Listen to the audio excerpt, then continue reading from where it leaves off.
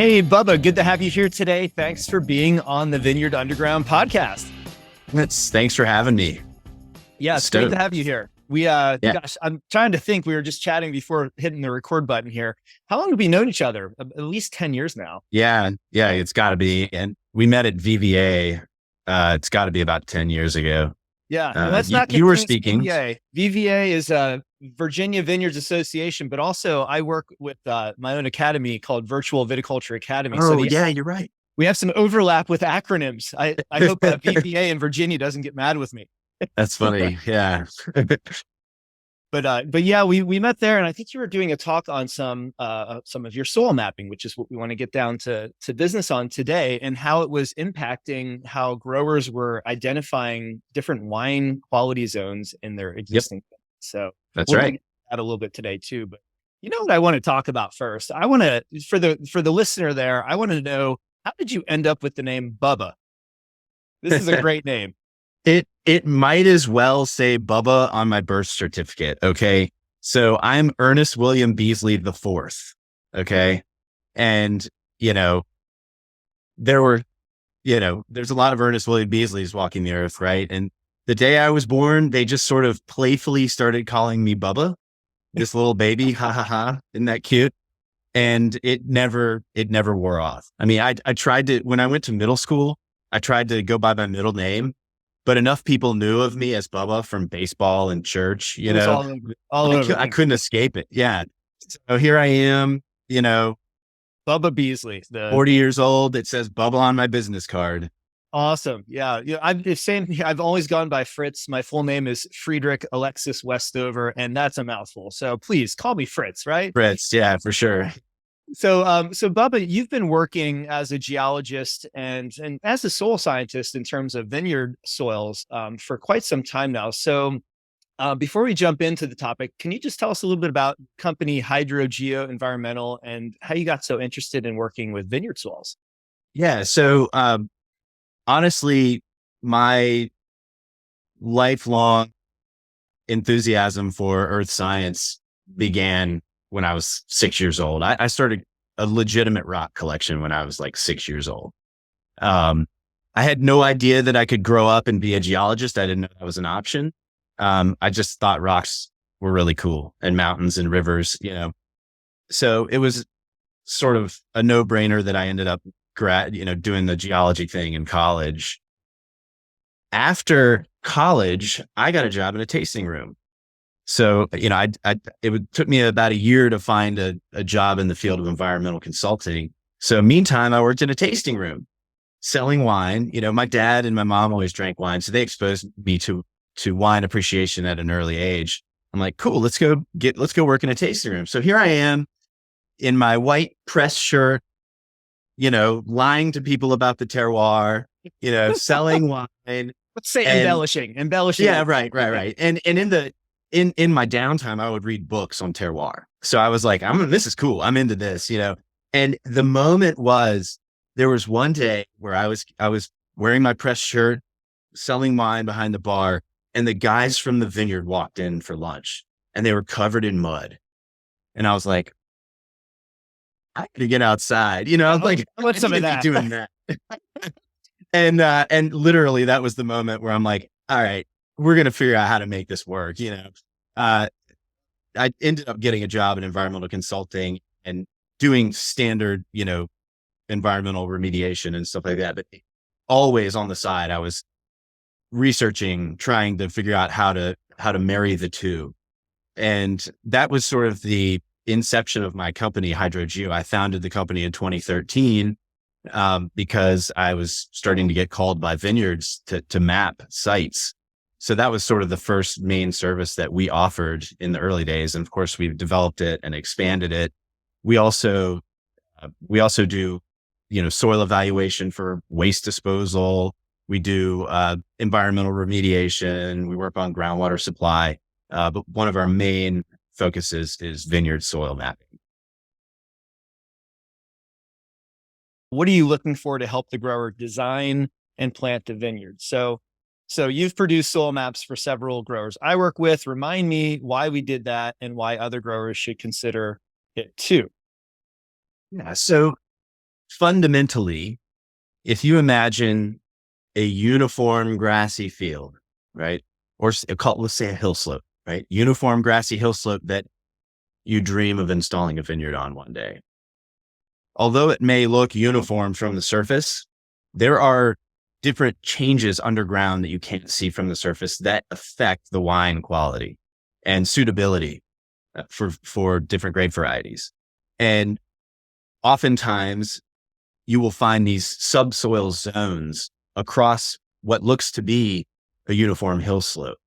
And so my team's goal is to map those zones at very high resolution and tailor the vineyard design or the grower's management strategies to the variability of the site itself. So you could literally have a 10-acre slope, 10-acre vineyard block, potential vineyard block that's got 4 different soil zones within it. And we try to help growers take ultimate advantage of that soil variability.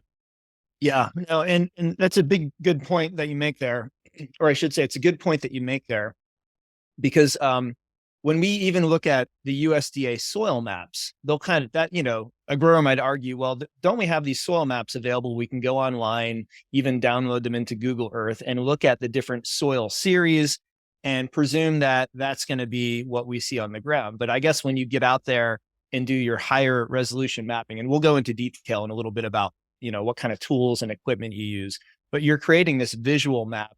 How does that end up lining up with the NRCS maps that are available online? Is it similar? So I love the NRCS maps. We use them on every single site.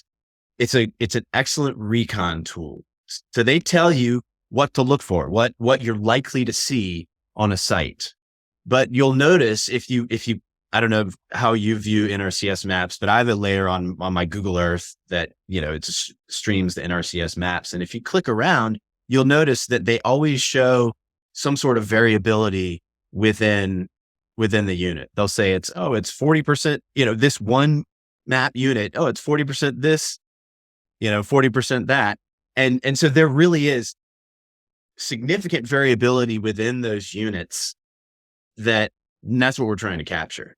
We're trying to figure out where are the actual soil changes. Those maps are great for, giving you an idea of what the soil parent material is going to be. Yeah. Let's dig into that really quick. So this is the part where you're literally going underground. So, this is the theme here. And I've been down in pits with you before, and it's great to see you do your work and see your eyes light up, like you said. So when you're down in the pit, first of all, what are you looking for? Let's start with a visual. You said you're taking samples to send to the lab. That's more of an analytical.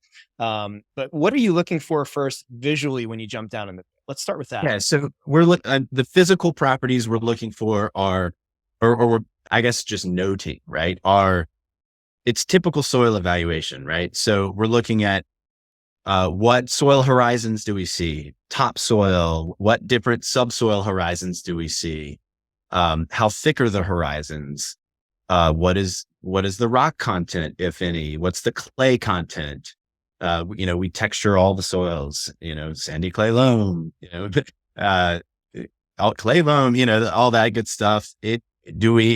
What saprolite is rotten rock, weathered rock in the subsoil. Do we see saprolite? What's the depth to rock? We also look at rooting.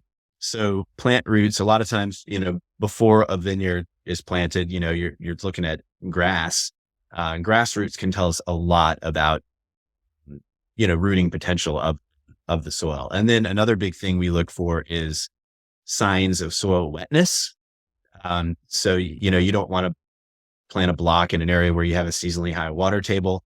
There are clues that we look for in the soil, even if it's a dry time of year and the water table's not high. There are clues we can look for, color variations in the soil that will indicate whether an area stays wet throughout the winter, et cetera. So just trying to look at the whole picture. And then, we always collect topsoil and subsoil samples. Because grapevines are deep rooted perennial plants. We care about what's in the subsoil. When you're doing soil analysis for, corn and soybeans, you're really only looking at the topsoil. But we care about, the subsoil chemistry for grapevines. I always tell my growers that it's important to sample the topsoil to know what you might be able to adjust and alter in terms of mineral nutrition and cation exchange and balance. But that deep soil, it's harder to change what's going on down there. However, if you know what's down there, let's say there's low magnesium in the upper soil surface or low potassium, but as you get deeper, you find heavier or higher amounts of magnesium or potassium. You may have to fertilize early in the process of the vineyard development, but later when those roots get down deeper, they're going to find that potassium, that magnesium, and start mining it. And it's good to know that ahead of time. Even if you can't change what's going on down there, knowing what's down there will help you predict the vine's performance and nutritional availability in the future. Yep, absolutely. So when you're down there taking these physical evaluations, you're taking photos, you're documenting, and you're making your observations on what's good and what's not good for grapes. What exactly are you looking for from the laboratory analysis? So you're sending it to the lab. What kind of analysis are you having them do for you at these different soil horizons? So topsoil versus bottom soil. Is it the same analyses for both? Yeah, we have them run the same analyses on both. And, macronutrients, micronutrients, organic matter, cation exchange capacity, pH. I like to look at the macronutrients in parts per million and percent base saturation. The lab we use presents them both ways. They're both very useful ways, angles to interpret the soil lab results.